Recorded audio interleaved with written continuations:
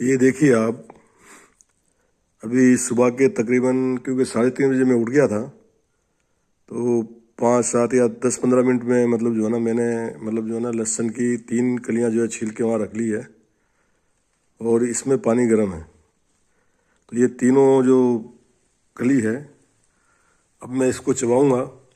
लेकिन लहसुन आम आदमी को अगर हैबिट नहीं है तो लहसुन का चौथा हिस्सा शुरू करें खाने के लिए। ये ना हो कि आप पूरी कली उठा के खा लें। तो खाने से पहले आपको अल्सर नहीं होना चाहिए पेट में और पाइल्स नहीं होना चाहिए, इसका आप ख्याल रखें। अगर ये दोनों बीमारी है तो पहले इसका इलाज कराएं, उसके बाद में कच्चा लहसुन खाने की कोशिश करें।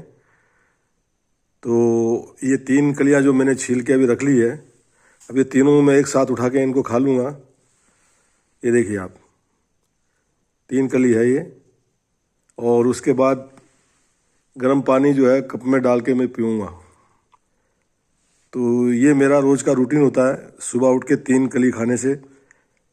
और लहसुन खाने के इतने बेनिफिट है कि आप सोच भी नहीं सकते, क्योंकि हमारा खून अगर गाढ़ा हो गया तो हमारी बहुत दिमाग, खास करके दिमाग में तो इतनी बारीक बारीक नसें होती हैं खून की, जो बाल से भी कम होती हैं। बाल की जो साइज होती है, मोटाई जो होती है, उससे भी बारीक होती हैं।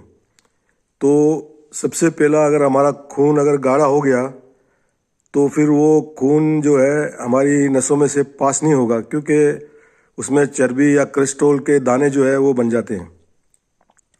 इसीलिए हमें हमारी नस फटने का, जिसे ब्रेन हेमरेज कहते हैं, वो होगा। और कोई जो नस ब्लॉकेज हो गई तो उस साइड का जो है कनेक्शन हमारा दिमाग से कट गया तो फिर पैरालाइज भी होगा। ऐसी बहुत सी चीज़ें होती है, जैसे पैरों में झुंझुनाहट आना, सुन्न होना बैठने पे, ये सब कोलेस्ट्रॉल की निशानी है। तो आप कोशिश ये करें, लहसुन जो है इसमें इतना बेनिफिट करता है ये कि आपके खून को जो है, जो चर्बी वगैरह जो है उसको जो है ना निकालता है, कोलेस्ट्रॉल को कम करता है और आपके खून को पतला करता है। इसलिए आप जो है कम से कम तेल खाना चाहिए। और जो शुगर है, चीनी जिसको हम कहते हैं, उसका तो इस्तेमाल इंसान को ना के बराबर ही करना चाहिए। और आजकल जो हम लोग ब्याह शादियों में जो मिठाई खाते हैं, उसमें जो मावा जो यूज होता है वो पूरा डुप्लीकेट होता है, ओरिजिनल नहीं होता। तो ब्याह शादी में जो है, मैं तो यही कहूँगा कि जहाँ भी ब्याह शादी हो, बगैर मावे की मिठाई बनानी चाहिए, वो फिर भी हेल्थी रहेगी। तो इस बात का ख्याल रखें।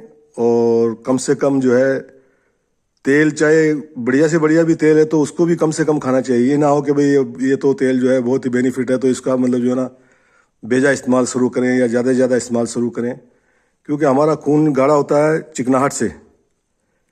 और जब खून की सप्लाई नहीं होगी तो फिर वो हिस्सा तो आपका समझो डैमेज हो गया या डेड हो गया, या समझो जो है उसमें जान नहीं रहेगी, सुनपन आ जाएगा उसमें।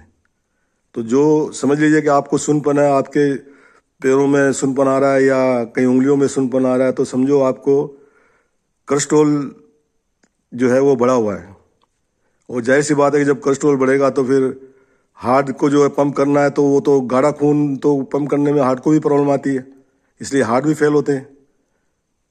तो खून हमारा जितना पतले से पतला रहे। लेकिन लहसुन उस आदमी को भी नहीं खाना है जिसका कुदरती तौर पे या जन्म के तौर से जो है कुदरत ने उनका खून पतला किया हुआ है, उनको लहसुन नहीं खाना है। क्योंकि ये भी एक बीमारी होती है कि जो कई लोगों को जो है खून जो है पतला होता है ऑलरेडी बचपन से ही, यानी नेचुरल से ही, उनको ये लहसुन नहीं खाना है, इसका भी ख्याल रखना है। तो ये मेरा रूटीन है सुबह उठते ही। और मैं ब्रश नहीं करता हूँ अभी, क्योंकि जो हमारे मुंह में जो राल होती है, जो तो जैसे सलाइवा हम कहते हैं, वो हमारे पेट में जाना चाहिए।